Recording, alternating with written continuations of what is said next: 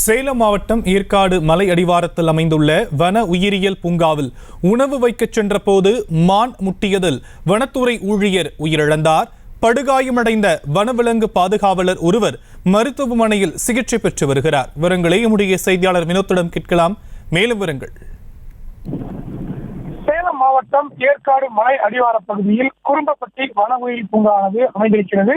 இந்த நிலையில் இன்றைய தினம் அந்த வன விலங்குகளுக்கு உணவு வைப்பதற்காக வனத்துறை ஊழியர்கள் தினந்தோறும் சென்று வருவது வழக்கம். இந்த நிலையில்தான் வனத்துறை ஊழியர் தமிழ்ச்செல்வன் மற்றும் வனவிலங்கு பாதுகாவலர் முருகேசன் ஆகிய இருவரும் கடாமான் என்று சொல்லக்கூடிய வனவிலங்கு பகுதிக்கு அந்த கூண்டிற்கு சென்று வழக்கம் போல் உணவு வைக்க சென்றிருக்கிறார்கள்.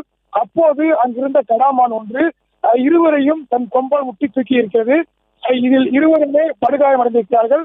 உடனடியாக அங்கிருந்த சுற்றுலா பயணிகள் மற்றும் வன ஊழியர்கள் உடனடியாக இவரை மீட்டு சேலம் அரசு மருத்துவமனைக்கு சிகிச்சைக்காக அழைத்துச் செல்லப்பட்டார்கள்.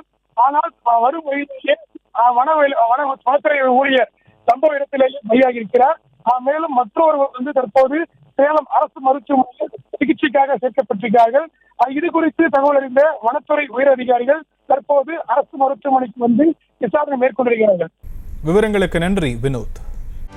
செய்திகளை உடனுக்குடனும் துல்லியமாகவும் தெரிந்து கொள்ள சப்ஸ்கிரைப் பண்ணுங்க.